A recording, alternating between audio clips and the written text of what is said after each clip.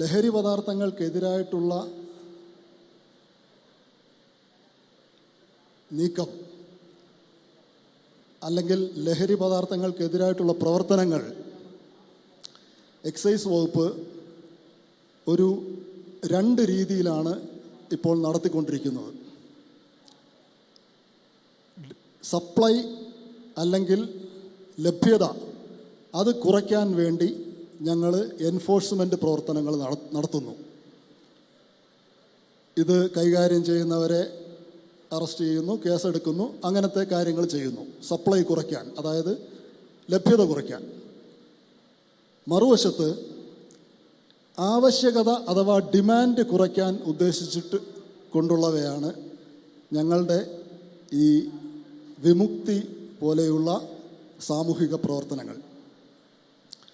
അപ്പോൾ കഴിയുന്നിടത്തോളം ഡിമാൻഡും സപ്ലൈയും ഇല്ലാതാക്കാൻ വേണ്ടി ഉള്ള പ്രവർത്തനങ്ങളിൽ ഞങ്ങൾ മുഴുകിയിരിക്കുന്നു.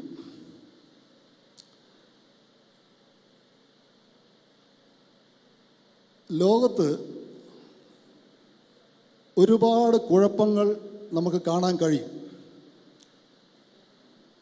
അതിലേറ്റവും പ്രധാനപ്പെട്ട ഒരു കുഴപ്പം നമുക്ക് വേണമെങ്കിൽ പറയാം, അതിൻ്റെ പേരാണ് ആശയക്കുഴപ്പം. അപ്പോൾ എല്ലാ കാര്യങ്ങളും ആശയക്കുഴപ്പമില്ലാതെ കൃത്യമായി സൂക്ഷ്മമായി മനസ്സിലാക്കിയിരിക്കേണ്ടത് ഏറ്റവും നല്ലതാണ്. പ്രത്യേകിച്ച് വിദ്യാർത്ഥികളായിട്ടുള്ള നിങ്ങൾക്കറിയാം വായനയും പഠനവും തമ്മിലുള്ള വ്യത്യാസം. പഠനം എന്ന് പറയുന്നത് വെറുതെ വായിച്ചു പോകുന്നതല്ല. യാതൊരു ആശയക്കുഴപ്പവും ഇല്ലാത്ത തരത്തിൽ കാര്യങ്ങളെ കൃത്യമായി മനസ്സിലാക്കി എടുക്കുന്നതാണ് പഠനം. പിന്നെ അവിടെ ആശയക്കുഴപ്പമില്ല, സംശയമില്ല, കൃത്യമായിരിക്കണം. അത്തരത്തിൽ കൃത്യമായി നിങ്ങൾ മനസ്സിലാക്കി എടുക്കേണ്ട കുറച്ച് കാര്യങ്ങൾ ഉണ്ട്.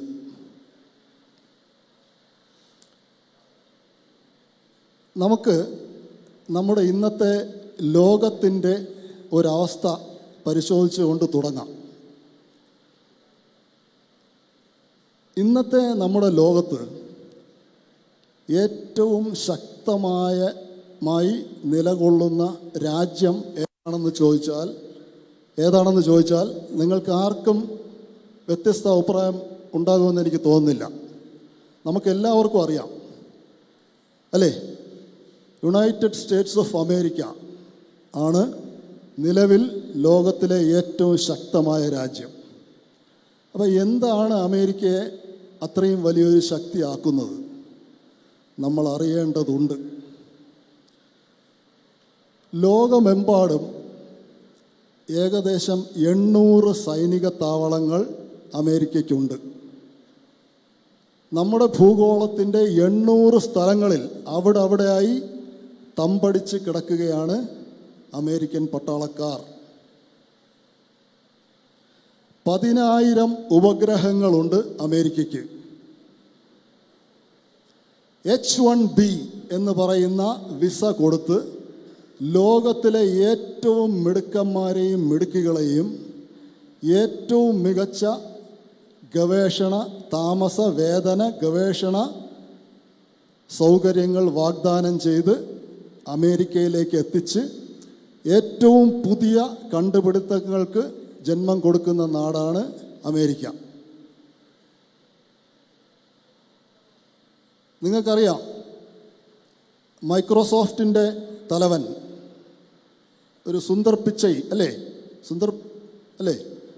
അതോ ഗൂഗിളിൻ്റെ തലവനാ? വേറൊരു സത്യ നടല്ല, ഗൂഗിളിൻ്റെ തലവൻ. അതുപോലെ തന്നെ സിസ്കോ സിസ്റ്റംസിൻ്റെ തലവൻ ജീതു പട്ടേൽ അല്ലേ? അപ്പോൾ H-1B എന്ന് പറയുന്ന വിസ കൊടുത്ത് ലോകത്തിലെ ഏറ്റവും മിടുക്കന്മാരെയും മിടുക്കികളെയും ഏറ്റവും മികച്ച സൗകര്യങ്ങൾ വാഗ്ദാനം ചെയ്ത് അമേരിക്കയിൽ എത്തിച്ച് ഏറ്റവും പുതിയ കണ്ടുപിടുത്തങ്ങൾക്ക് ജന്മം കൊടുക്കുന്ന നാടാണ് അമേരിക്ക. ആ അമേരിക്കയുടെ പറഞ്ഞാൽ ഇനിയും ഒരുപാട് കാര്യങ്ങളുണ്ട്. അതിൽ അമേരിക്കയ്ക്ക് ഒരുപാട് പ്രിവിലേജസും ഉണ്ട്.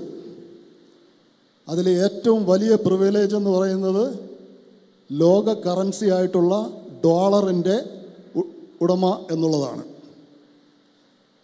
അപ്പോൾ ഡോളർ ഒഴിവാക്കാൻ ആരെങ്കിലും ശ്രമിച്ചാൽ അമേരിക്ക അപ്പം കയറി അടിക്കും. കാരണം ഡോളർ ഉപയോഗിച്ച് എല്ലാവരുടെയും ചോറ്റുപാത്രങ്ങളിൽ നിന്നും ഏറ്റവും മികച്ച വിഭവങ്ങൾ കൈയിട്ട് വാരി തിന്നാൻ അമേരിക്കയ്ക്ക് കഴിയും. അത് എന്താണെന്ന് നിങ്ങൾ പിന്നീട് മനസ്സിലാക്കിക്കൊള്ളണം. അപ്പോൾ അങ്ങനെയുള്ള അമേരിക്കയുടെ ആധുനിക വിദേശ നയത്തിൻ്റെ ശില്പിയായ ഹെൻറി കിസിഞ്ചർ എന്നൊരു വ്യക്തി ഉണ്ടായിരുന്നു. അദ്ദേഹം ഒരിക്കൽ പറഞ്ഞത്, to be America's enemy is dangerous, to be it's friend is fatal. കാര്യം മനസ്സിലായോ? അമേരിക്കയുടെ ശത്രുവാകുന്നത് അപകടകരമാണ്, അമേരിക്കയുടെ മിത്രമാകുന്നത് ആത്മഹത്യാപരവും. എന്ന് പറഞ്ഞാൽ അമേരിക്കയ്ക്ക് സെൽഫ് ഇൻട്രസ്റ്റ് മാത്രമേ ഉള്ളൂ. മറ്റു രാജ്യങ്ങളെ തകർത്തിട്ടാണെങ്കിലും അവിടുത്തെ വിഭവങ്ങൾ അമേരിക്കയിലേക്ക് കൊണ്ടുപോയി അമേരിക്കക്കാർക്ക് ചീപ്പായിട്ട് ഉപയോഗിക്കാൻ ഉള്ള സൗകര്യം ഉണ്ടാക്കുന്ന ആളാണ് ഏറ്റവും മിടുക്കനായ പ്രസിഡന്റ്. യാതൊരു ദാക്ഷിണ്യവും ആ കാര്യത്തിലില്ല. ഏത് രാജ്യത്തിലാണോ അഭിപ്രായ വ്യത്യാസങ്ങളുള്ളത് അല്ലെങ്കിൽ തമ്മിലടിയുള്ളത്, അവിടെ അമേരിക്ക കയറി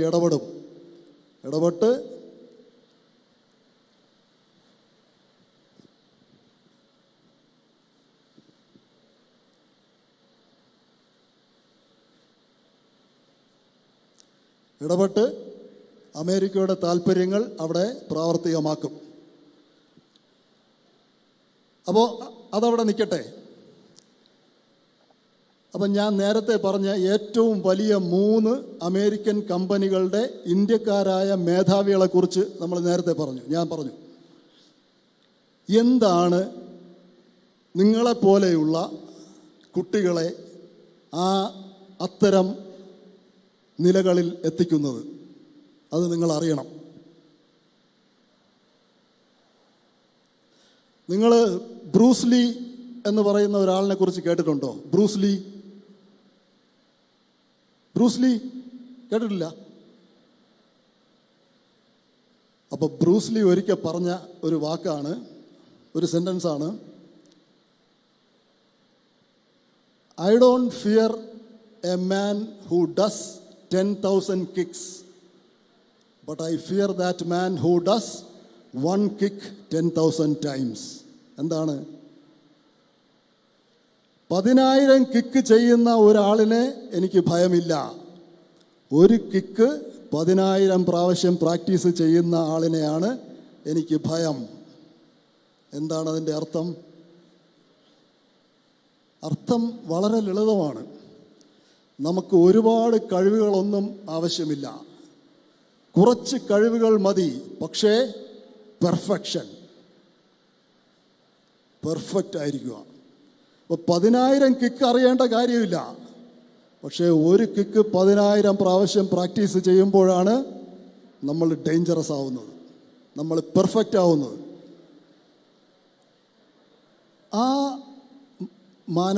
ആ പ്രവണത,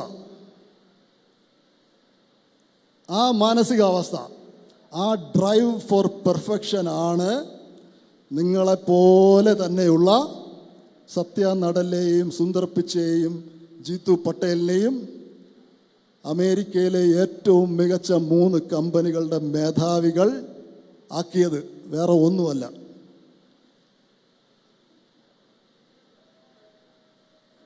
അപ്പം നമുക്ക് പ്രചോദനം സ്വീകരിക്കാവുന്ന ഒരു ഉദാഹരണമാണത്.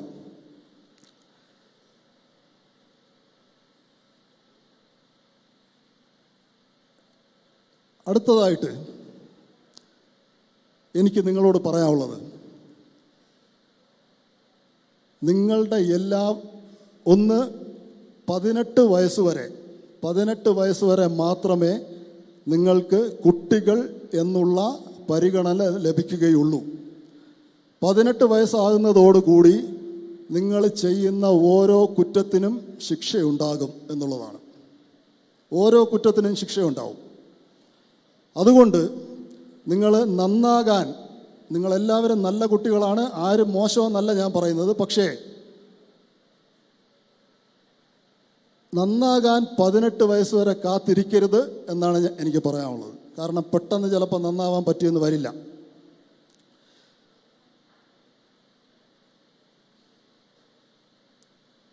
അതിനായിട്ട് മനുഷ്യനാരാണ്, നല്ല മനുഷ്യനാരാണ് എന്ന് നിങ്ങൾ തീർച്ചയായിട്ടും അറിഞ്ഞിരിക്കണം. മറ്റാർക്കെങ്കിലും ബുദ്ധിമുട്ടുണ്ടാക്കുകയോ വിഷമമുണ്ടാക്കുകയോ ചെയ്യുന്ന ഒരു വ്യക്തിയെയും, ഏതെങ്കിലും തരത്തിൽ മറ്റുള്ളവർക്ക് ബുദ്ധിമുട്ട്, വിഷമം, പ്രയാസം ഉണ്ടാക്കുന്ന ഒരു വ്യക്തിയെയും നമുക്ക് മനുഷ്യനെന്നേ കണക്കാക്കാൻ പറ്റുകയില്ല. അപ്പം മനുഷ്യൻ്റെ ലക്ഷണം എന്താണെന്ന് എന്നോട് ചോദിച്ചാൽ ഒറ്റ വാക്കേ ഉള്ളൂ: നമ്മളെ കൊണ്ട് ആർക്കും ഒരു ഉപകാരം ഉണ്ടായില്ലെങ്കിലും ഒരു കുഴപ്പവുമില്ല, നമ്മളെ കൊണ്ട് മറ്റുള്ളവർക്കൊരു ഉപദ്രവം ഉണ്ടാകരുത്. അത്ര മാത്രമേ ഉള്ളൂ. അതാണ് ഏറ്റവും സിമ്പിളായിട്ടുള്ള ഡെഫിനിഷൻ. ഇനി നല്ല മനുഷ്യനാവണമെങ്കിൽ മറ്റുള്ളവർക്ക് എന്തെങ്കിലും ഉപകാരങ്ങൾ ഉണ്ടാവണം, അത്രയേ ഉള്ളൂ. അപ്പോൾ ഞാൻ നേരത്തെ പറഞ്ഞു, 18 വയസ്സ് കഴിഞ്ഞാൽ ദാക്ഷിണ്യമില്ല. പ്രവൃത്തിക്ക് ഫലമുണ്ടാവും, കുറ്റത്തിന് ശിക്ഷയുണ്ടാവും. അതുകൊണ്ട് നിങ്ങൾ വ്യക്തമായിട്ട് നേരത്തെ പറഞ്ഞ പോലെ ആശയക്കുഴപ്പമില്ലാതെ മനസ്സിലാക്കിയിരിക്കേണ്ട ഒരു കാര്യം, നിങ്ങളെല്ലാവരും കുട്ടികളാണ്. 21 വയസ്സ് വരെ, ഏകദേശം 21 വയസ്സ് വരെയാണ് നിങ്ങളുടെ ശാരീരിക വളർച്ച. പെൺകുട്ടികൾക്ക് 18, ഏകദേശം 18, ആൺകുട്ടികൾക്ക് ഏകദേശം 21, അങ്ങനെയാണ് ശാസ്ത്രം പറയുന്നത്.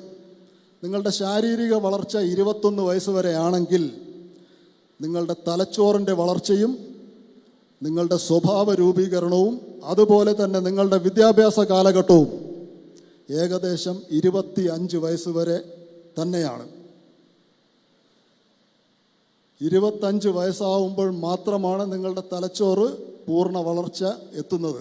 അതുകൊണ്ട് എൻ്റെ പ്രിയപ്പെട്ട കുട്ടികളെ, എല്ലാമായി, എനിക്കെല്ലാം അറിയാം, ഞാൻ എല്ലാം തികഞ്ഞു എന്നൊന്നും നിങ്ങൾ ധരിച്ച് കളയരുത് എന്നൊരു അഭ്യർത്ഥനയുണ്ട്.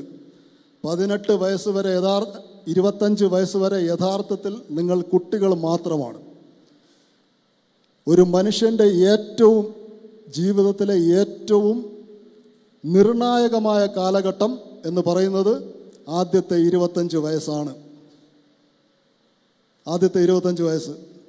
അത് ഞാൻ പറയാൻ കാരണം, 25 വയസ്സിൽ വരെയാണ് സ്വഭാവ രൂപീകരണം, തലച്ചോറിൻ്റെ വളർച്ച, അതുപോലെ തന്നെ നിങ്ങളുടെ വിദ്യാഭ്യാസ കാലഘട്ടവും ഏകദേശം 5 വയസ്സ് മുതൽ 25 വയസ്സ് വരെയുള്ള ആ സമയത്താണ്. ഈ സമയത്ത് നിങ്ങൾ ചെയ്യുന്ന പ്രവൃത്തിയുടെ ഫലമാണ് നിങ്ങൾ 100-ാമത്തെ വയസ്സിലും നിങ്ങൾ അനുഭവിക്കാൻ പോകുന്നത്. ഈ സമയത്ത് നിങ്ങൾ സ്വായത്തമാക്കുന്ന ശീലങ്ങളാണ് അവസാനം വരെയും നിങ്ങളുടെ കൂടെ ഉണ്ടാകാൻ പോകുന്നത്. അതുകൊണ്ട് നല്ല ശീലങ്ങൾ മാത്രമേ ഉണ്ടാകാവൂ, പോസിറ്റീവ് തിങ്കിങ് മാത്രമേ ഉണ്ടാകാവൂ, കാഴ്ചപ്പാടുകൾ വളരെ വ്യക്തമായിരിക്കണം, എല്ലാവർക്കും നല്ല ലക്ഷ്യങ്ങൾ ഉണ്ടാവണം. ആ നല്ല ലക്ഷ്യങ്ങൾക്ക് വേണ്ടി എല്ലാവരും കഠിന പ്രയത്നം ചെയ്യണം. ആ നല്ല ലക്ഷ്യങ്ങൾ നേടിയെടുക്കണം. നല്ല നിലകളിൽ നിങ്ങളെല്ലാവരും എത്തണം. യാതൊരു നെഗറ്റിവിറ്റിക്കും, യാതൊരു മോശപ്പെട്ട ശീലങ്ങൾക്കും, യാതൊരു ആവശ്യമില്ലാത്ത പ്രവൃത്തികൾക്കും നിങ്ങളുടെ ജീവിതങ്ങളിൽ സ്ഥാനമില്ല.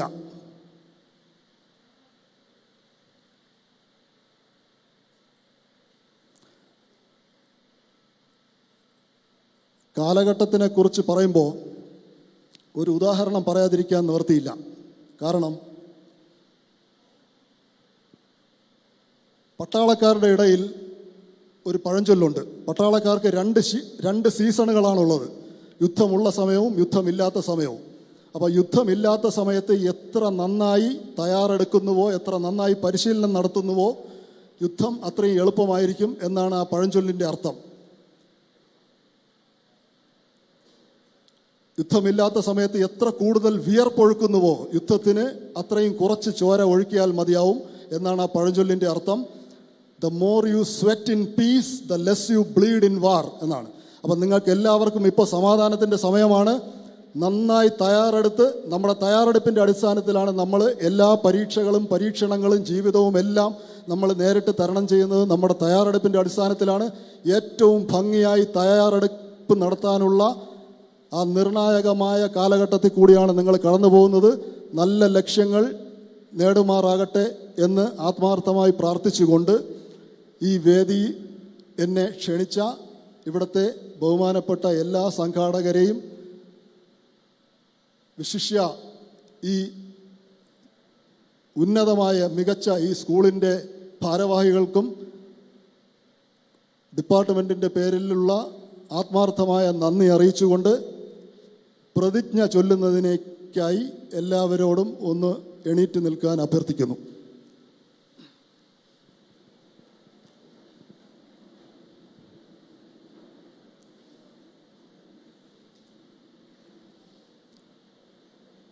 നമുക്ക് പ്രതിജ്ഞ ചൊല്ലാം. ലഹരി വിരുദ്ധ പ്രതിജ്ഞ. മദ്യവും മയക്കുമരുന്നും ഉൾപ്പെടെയുള്ള ലഹരി പദാർത്ഥങ്ങൾ വ്യക്തികളെയും കുടുംബങ്ങളെയും സമൂഹത്തെയും നശിപ്പിക്കുന്ന വലിയ വിപത്താണെന്ന് ഞാൻ പൂർണ്ണമായി തിരിച്ചറിയുന്നു. എൻ്റെ ജീവിതത്തിൽ ഒരു ഘട്ടത്തിലും ഞാൻ ഏതെങ്കിലും തരത്തിലുള്ള ലഹരി പദാർത്ഥങ്ങൾ ഉപയോഗിക്കുകയോ പ്രോത്സാഹിപ്പിക്കുകയോ ചെയ്യില്ലെന്ന് ഇതിനാൽ ദൃഢപ്രതിജ്ഞ ചെയ്യുന്നു. ആരോഗ്യകരവും സമാധാനപൂർണവുമായ ഒരു സമൂഹത്തെ വാർത്തെടുക്കുന്നതിനായി എൻ്റെ സുഹൃത്തുക്കളെയും സഹജീവികളെയും ലഹരിയുടെ ഉപയോഗത്തിൽ നിന്നും പിന്തിരിപ്പിക്കാൻ ഞാൻ എൻ്റെ പരമാവധി ശ്രമിക്കും. സമൂഹത്തിൽ നടക്കുന്ന ലഹരി വിരുദ്ധ ബോധവൽക്കരണ പ്രവർത്തനങ്ങളിൽ ഞാൻ സജീവമായി പങ്കുചേരും. ലഹരിമുക്തമായ ആരോഗ്യവും സന്തോഷവുമുള്ള ഒരു നല്ല നാളേക്കായി പ്രവർത്തിക്കാൻ ഞാൻ എന്നെ തന്നെ സമർപ്പിക്കുമെന്ന് പ്രതിജ്ഞ ചെയ്യുന്നു. പ്രതിജ്ഞ പ്രതിജ്ഞ പ്രതിജ്ഞ. Thank you.